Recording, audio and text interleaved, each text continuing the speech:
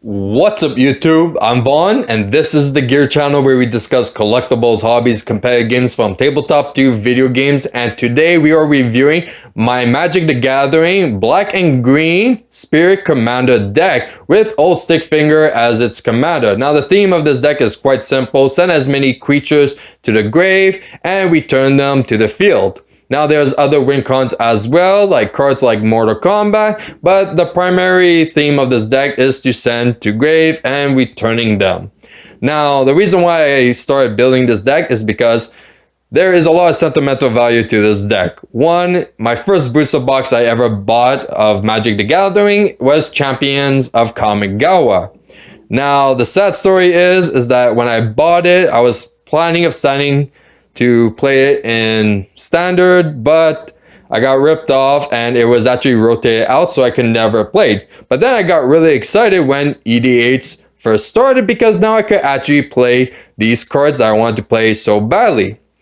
But that deck was stolen and I stopped playing. But then with the new set being released of Kamigawa Neon Dynasty, I just had to rebuild this EDH deck because I really want to play my spirits again. So definitely like and subscribe and hit that notification bell because we did do a lot of pre-orders for Neon Dynasty and we're planning of opening it here on the channel. I'm just debating if I want to open it on video or maybe live stream. Comment down below and let me know. Now, before we start on the deck profile, I do have two shoutouts that I want to do. Now, these shoutouts are not sponsoring this video, but it's definitely one that you could potentially benefit off, and that is the two Facebook group page of Magic the Gathering and Magic the Gathering EDH/Commander page. Now, these pages definitely do a lot of posts daily and of different tips and rulings that you could benefit off of, and definitely I actually benefit a lot because there was actually a lot of advice on specific cards and it definitely inspired me of playing specific cards in this deck, so you too can definitely benefit from it. Now every single community page definitely has the flaws. Like, there is definitely a lot of bashing towards other TCG products, but this is definitely something you can overlook. Now, with that being said, let's get started on the deck profile. And here is our commander deck. Now, we do have 28 creatures, not including our commander, and 3 of them are not spirits, and we have 33 spells, with 10 of them being arcane, and we have 38 lands, with 11 being basic forest and another 11 being basic swamp. So first we're going to start with the creatures, and our first creature we're going to discuss is going to be Old Stick Fingers. Now if you guys are not familiar with Old Stick Fingers, it's an amazing card and really good for milling. Now for the mana cost, it's 1 swamp and 1 forest and then X. Now X is where the ability kicks in.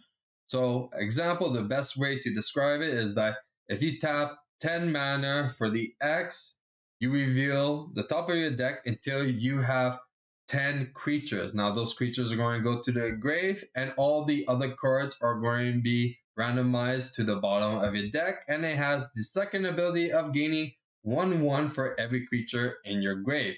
It's a very good card. Now starting first with our first non-spirit creature, and that is the Circle of Dreams Druid.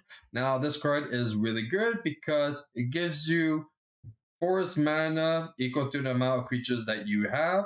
So when you're actually spamming the board and reviving all your spirits, this is definitely a really good card, and you can actually easily accumulate even more than like 20 forces. That leads to a lot of cool plays as well. Then for our next non-spirit would be the Grave Shifter, which is a shape shifter and a changeling. So this guy's ability is quite simple. All what it does is add 1 creature from your grave to your hand, which is very good because it's considered as a spirit. So we can definitely spam him and put some other spirits from a grave to our hand as well. And then we have a second shapeshifter, which is the Realm Walker. Now what this card does is actually quite cool. The first ability is when it's get put into play, you declare a type, so it's going to be spirit in this case. You can constantly look at the top of your deck, which is very beneficial for a lot of abilities that we have, but also you can cast wherever creature on top of your deck of the chosen type that you pick, so spirits. Then we have Inami 1, which could actually play a spirit from a deck to the field. And one of the best spirits to do that is actually Inami the Death aspect that sends everything to the grave. So this sends as many spirits as you want from your deck to the grave. And another card to bring this out is actually Life Spinner, which sacrifices 3 spirits to play a legendary spirit from your deck to the field, like Inami the Death aspect. Then we have a few other cards that also has a lot of synergy with each other. So we have Life Reb, which when it gets placed from your hand to the field, it gets a divinity counter. You can remove that divinity counter. You play all your spirits from your hand to the field. Actually, no, it's all creatures actually. So you can actually put it in other decks as well, and it's just place all creatures from hand to the board. Now, what makes this card really good is actually Inami the Life aspect. So when Inami is sent from the field to the grave, you could banish it and return all spirits from your grave to your hand. So it actually synergizes really well with Life's Reb because you could use Inami's Life aspect effect first, put all your spirits into your hand, even maybe including Life Reb, then play Life Reb, remove the divinity counter, and play all your creatures. Now, one good way to actually send the life aspect is He Who Hungers. Now, He Who Hungers has an amazing ability that, one, it does have flying, which is pretty good.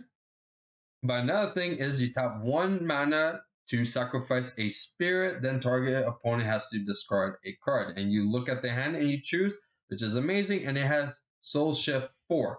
Now, if you're not familiar with Soul Shift, is when a spirit is sent to the graveyard and it has Soul Shift, you could go and add a spirit monster with converted mana cost, usually less than itself. So it has 4, his mana cost is 5, so you get anything that's 4 or less from your grave to your hand that's a spirit.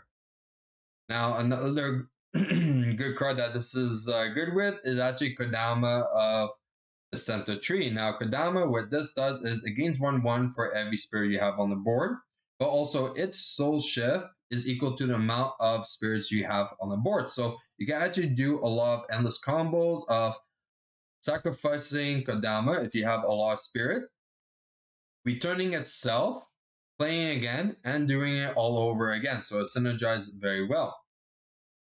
Now, another good card is Elder Pine. Now, what this does is every time you play a Spirit or Arcane, you get to look at the top 3 cards of your deck and put all the lands to your hand and the rest to the bottom of your deck. Now, we have a lot of cards that synergize with if you play another Spirit or another Arcane. This is definitely one of them. And our good card that is really good with it is actually Lone Dweller. Is when you play a Spirit or Arcane, you get to place 1 land from your hand to the field tap. So it actually works very well with Elder Pine. Then we have Infernal Kirin, which does, if you play a Spirit or an Arcane, your opponent has to discard all cards with the same mana cost. So let's say you play a Spirit with mana cost of 3. That means all cards in your opponent's hand with converted mana cost of 3 is discarded. Then we have Eclipse over here. This card is actually amazing. Now, what it does is every time you play a Spirit or Arcane, your opponent has to banish a card from their hand, which is very good, especially with Kirin. That is a very good card to have together. Then we have Primordial Sage, which every time you play a creature, you draw a card, which is kind of good. And then we have a few other spirits that help you draw as well, like Carven, which when you play this creature, you draw a card. So definitely if you bring it when you bring it from the grave to the field, you get to draw a free card. And also Omna does the exact same thing. When you play it, you draw a card. Plus it has a second effect that if you play a Spirit or Arcane, you can actually put it into your hand. So you can actually spam it a few times, and that creates a lot of extra combos that you can perform in a deck. Then we have some big beaters over here. So Mauro. Now I'm probably mispronouncing all these cards, but it's okay. So what this card does is it gains twice the amount of cards that you have in your hand. So let's say you have 5 cards in your hand, it becomes a 10-10. It's just a cool little beat stick to have. Now a lot of these spirits I am planning maybe changing out with the new Neon Dynasty, but for now, I like the deck as is. I know there's definitely a few lands and spells that I definitely want changed, but for the spirit monsters, very happy with, and I can't wait to see what other spirits are going to be coming out. So, what Suffer does, quite simple, it actually gains 1/1 for every card in your hand. Plus, it has the other ability that you can tap a swamp, and all creatures minus X, and which X is the amount of cards that you have in your hand. So if you have 10 cards in a hand and use that ability, every creature loses 10. Now, the only downsides to it is that it's even including your creatures, which kind of intervenes a little bit because if you're spamming the board with all your spirits, this could be very harmful towards you. Then we have Night Reach, which is amazing, and especially when you are playing with 4 players. Now, what it does is when you place it from your hand to the field, it gains a divinity counter, and you can remove that divinity counter for all opponents to discard their whole hands. So it's a very good card. And one card to definitely help play it is Crypt Gas, which makes all your swamp pretty much count as 2 swamps. Then we have this Jiren, where it's literally, oh, my mat just flipped like that. That's so random. Sorry.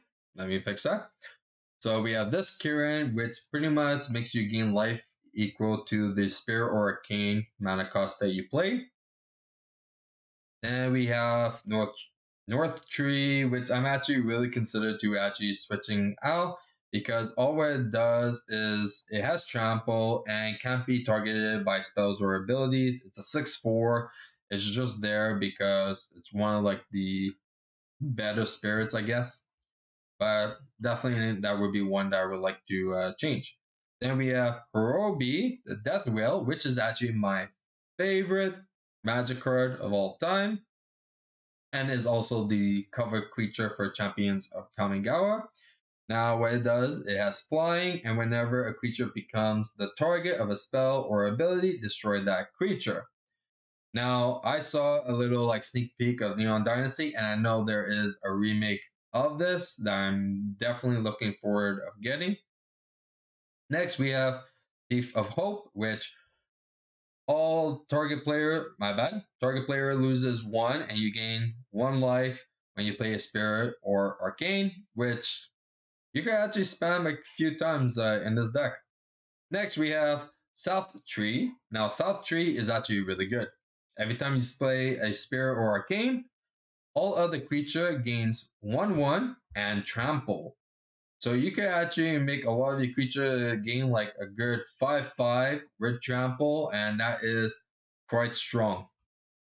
Next, we have Baku, which every time you play a spirit or arcane, it gets a counter, and pretty much you can tap a mana, remove those counter, and convert those counter into mana of 1 color. So let's say you have 10 counters, you tap a mana, and now you say you want 10 black or 10 green.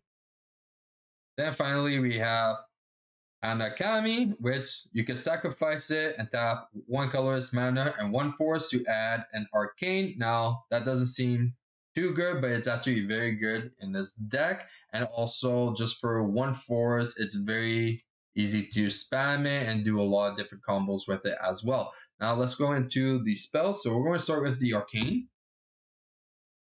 So Ren Flesh destroys target non-spirit creature.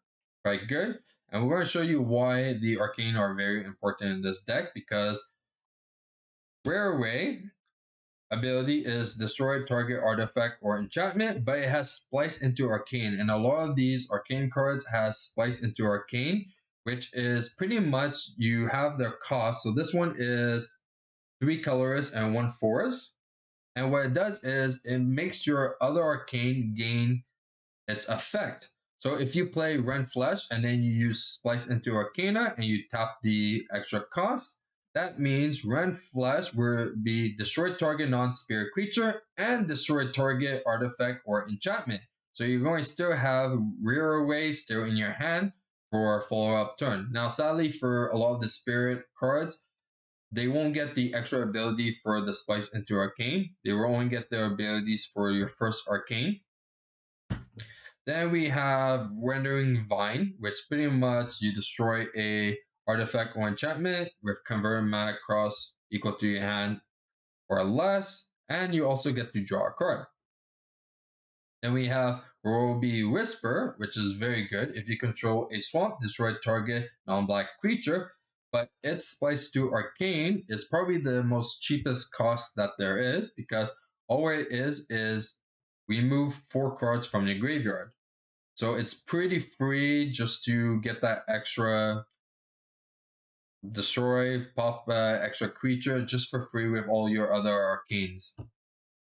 Then we have one of the strongest arcanes, and that is Choice of Damnation, which is kind of hard to understand at first, and I was confused at first because I did thought it was a bad card, and then I kind of like reread it and understood it. So what it does is that you let your opponent pick a number, and you choose if your opponent takes the damage of that number or they have to sacrifice until they only have that number. Now, they sacrifice permanents, so that means lands, creatures, everything. So example, let's say your opponent has like 10 cards on his field.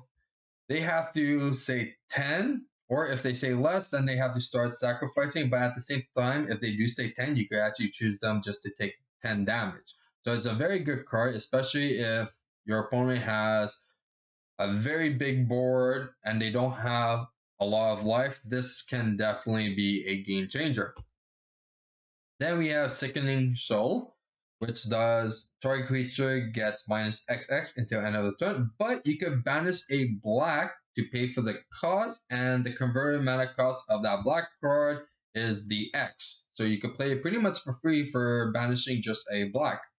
Now we have some arcanes that affect more of the graveyard, like Goryo's Vengeance, which is very good because it actually returns any target legendary from your graveyard to the field, and it has haste, so you can use the abilities right away. And the Splice for Arcana is not that bad. It's only 2 colorless and 1 swamp, so you could actually use it twice in 1 turn, and there's actually a lot of combos like I said previously with the creatures that you can actually do with this, because most of the spirits that I have are actually legendaries. Then another card that returns cards from your graveyard to your hand is Death Deny, which return X target creature cards from your graveyard to your hand. Not bad. Then we have Soulless Revival, which returns only 1 creature, but the Splice for Arcana is actually the same mana cost of it, so it's just 1 colorless and 1 swamp. Then we have one of the best Arcanas that not even just spirits play, and that is Kodama's Reach, which is search a library for 2 basic land, put 1 on the field tap and the other one to your hand. Very good card, and it's definitely good if you add it back from your grave to your hand. Then we have Cultivate, that pretty much does the exact same thing, but it's a sorcery, so it doesn't work with her spirits, but it's still a really good card. And then we have Rapid Growth, which is search a library for a basic land and for a tap. And then finally, for our land cards, we have Nissan Renewal, which is search your library for 3 basic lands, place it tap, and then you gain 7 life, which is quite good. Okay, now for a few of our search engine cards that we have Dig Up, which is very good. You pretty much search for a library for a basic land card, review it, and put it into your hand, then shuffle. But it has Cleave, which actually takes a part out of the effect. So you can actually pay 1 colorless, 2 swamp, and 1 forest to remove either the basic land or the reveal it. So usually you will use it for the basic land, and you pretty much search for any card that you want. Then we have Diabolic Tutor, and then finally we have Demonic Tutor. So both of them adds one card from your deck to your hand. Quite good. Now we're going with the revival cards. So we have quite a bit.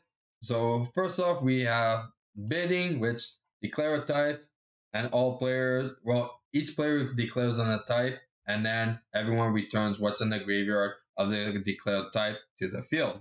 So we're going to declare spirits, rise of the Dark Realm, which pretty much you return all creatures from everyone's graveyard to your side of the field. Really good. Living Death, pretty much everyone switches all cards from the field to the graveyard of creatures. So if you have like 2 creature and a full graveyard, it's amazing. If your opponent has a full field and only like 1 creature in the graveyard, even better. Then we have Twilight Call, which you could tap 2 extra for it to be an instant, and also each player returns all creature cards from his or her graveyard to play. And then finally for revival, we have Final of Eternity. Now this is very situational, but also it's still a good card. So pretty much you have to pay 12 mana for it. And what it does is it deals X damage to up to 3 creatures. And then if you use 10 or more mana for the X, then you can return all creatures from your graveyard to the battlefield. And finally, we have our next win con, which is Mortal Kombat. What it does is, on your upkeep, beginning of your upkeep, if you have 20 or more creatures, you win the game. Pretty sick. Now, sadly, you do have to pretty much wait a turn, because once you play it, you have to wait for your next upkeep just to win the game. And you're kind of worried because there is definitely a few cards that could definitely ruin your combos. But it's still a pretty good card to have, and I have won games because of it as well. Next for Draw Engine, we have Greed, Ancient Craving. Now these are pretty much all Witherbloom cards. So I definitely will put a link in the description for that deck profile, because it pretty much explains a lot of these cards. Pact, and then for our artifacts, we have Urza Incubator, which is an amazing card. So you declare a type, and all creatures of that type cost 2 less of colorless mana, which is quite good.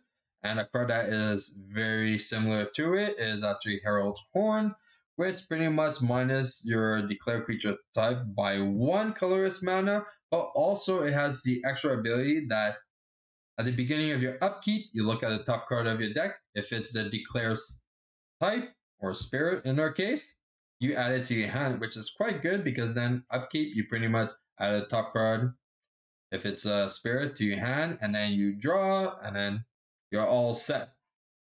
Then we have Long Forgotten, which pretty much makes all your arcanes cost 1 less, but also all your spirit creatures gain 1/1. So it's just a little like bonus to have. Then for the good stuff, we have the Soul Ring, and then the Arcane, and pretty much the Bloom stuff. So Bloom. So a lot of these I am debating of changing. So I'm still working on the deck, trying to make it as best as possible, but I think I'm at a good start right now. Now we're going to go for the lands. So starting first is Friction Tower, or Fraction. Now I'm probably butchering all these names, but what it does is the first one, tap, add 1 colorless mana to your mana pool. Second one, tap it, sacrifice a creature, add 2 swamp to your mana pool, which is quite good. Then we have Crypt of Asgardine, enters the battlefield, tap to add just 1 black to your mana pool. And then the second ability is tap 2, add black mana for each black creature card you have in your graveyard, which sometimes is very easy to just get like 10 free mana just like that. Then we have a Jukka Bog, which is probably the biggest threat to this deck. Like I said, like cards like Mortal Kombat, why it won't work is because cards like this. So this is why I have to be very careful with my combo, and I don't try to overextend until I actually have everything. So usually a lot of my plays I'll be very patient with. I'll actually won't commit too much until I'm sure I could do everything on one turn. Because a lot of players play cards like this, and this would just cripple you like crazy. So then we have Foley, which adds one black, but also have the ability of tapping 2 colorless and 1 black just to get a creature from your grave to your hand. Now, I am still looking for a few better ones than him, but it's still pretty good for now. Then we have Urborg Tomb, which all your lands be considered as a swamp as well, which is quite well. And then we have Growth, which actually makes all your lands be considered as a forest as well. So definitely these two are quite good. Then we have a few of the, Witherbloom lands, like the farm, which adds a swamp and a forest, so it's pretty good. Then we have the ones that count as 2, lets you choose one or the other.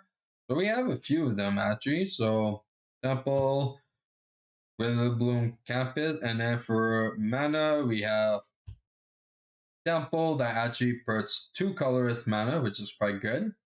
And then we have these two, which they both have similar abilities, so they both add a colorless mana. Now, the second ability, pretty much you tap them and a few mana as well, so you could place 2 basic lands from your deck to the field. And then finally, we have Command Tower that pretty much counts as a black or green since it follows the commander's colors. And for the rest, we have only the basic lands. And that's it for a deck. Now, if you guys enjoyed today's video, you know what to do. Like and subscribe, and definitely hit that notification bell, because as soon as we get our Neon Dynasty, we're going to be opening it here on the channel. And if you guys want a sneak peek of future products we're planning to review on the channel, you can follow me on my Instagram, Vaughn Gear. I'm Vaughn, and this was the Gear Channel.